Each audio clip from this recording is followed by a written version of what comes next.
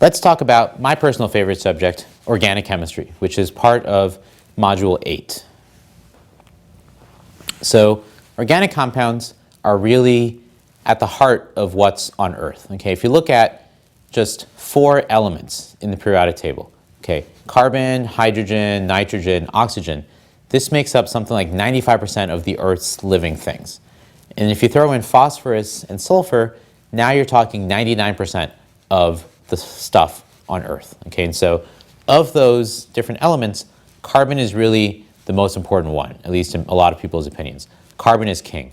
Carbon is optimized because it's so small that it can make lots of bonds to other things, and because it can have 4 valence electrons, it can make up to 4 bonds with other things. And so there's a whole field of study called organic chemistry. We're not going to do that, but at least what I'm going to do is introduce organic chemistry to you by telling you about different functional groups.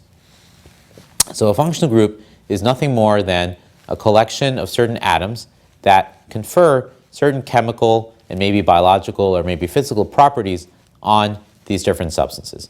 So let me show you what these different functional groups might be. We're going to start with something that is really simple and not even a functional group to begin with, but just a plain alkane. Okay, and so there are different kinds of hydrocarbons, which, as the name implies, just contain hydrogen and carbon in them. Alkanes are the simplest organic molecules. These are sometimes called saturated hydrocarbons because they have the maximum number of hydrogens for a certain number of carbons. And there's actually a formula that I can use to calculate what the formula of an alkane is going to be. Okay, so the general formula for an alkane is CnH2n plus 2. So for example, if I only have 1 carbon, then the formula for the alkane is CH4.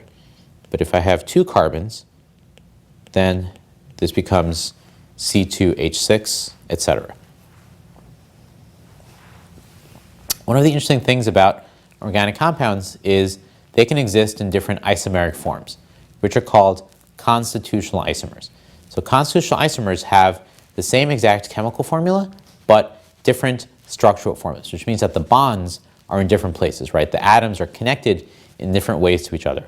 And so even though they have the same formula, they can be very diverse from each other. Okay, here's an example of this. Here are 2 compounds with the same molecular formula, C4H10. Now the one on the left is called butane. And this has all 4 C's in a row, right? Here's one, here's another, and here's another. And they're all connected to each other in a straight line. But I can have something called isobutane,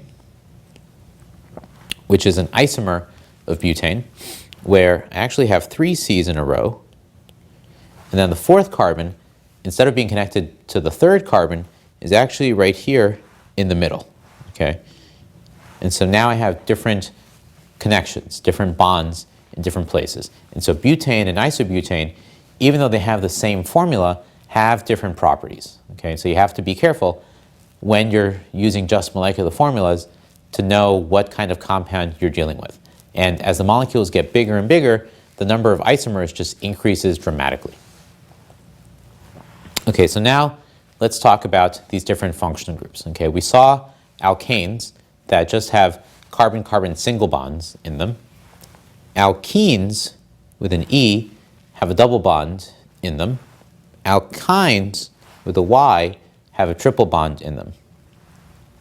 There's also something called an arene, although most people don't call it an arene, but just call it an aromatic ring. That's this benzene ring. Okay, so all of these are still considered hydrocarbons because they only contain hydrogen and carbon in them. But there are other elements in the periodic table. So for example, if you have a halogen in your substance, we call these things halides. And so the halogen could be fluorine or chlorine or bromine or iodine.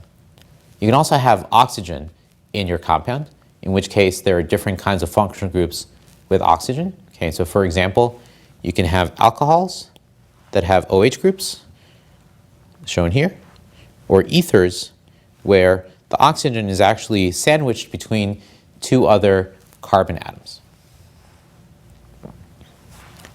Now, here's an example of something with nitrogen in it. Okay, an amine has this NH2 group that's directly bonded to a carbon chain. These last compounds here are sometimes called carbonyl compounds. And so carbonyl compounds contain a carbon double bonded to an oxygen. And there are a few of them that you should know in terms of organic chemistry. Okay, one of them is called an aldehyde. And so attached to the carbonyl group, there's a hydrogen atom over here.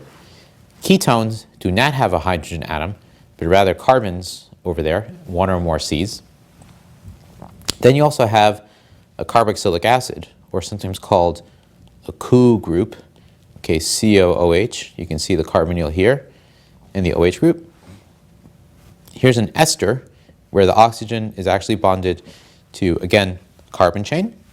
And the last possibility, depending on where you're from, is either pronounced amide or amide or amide. This is where I have a nitrogen directly bonded to the carbon of the carbonyl group.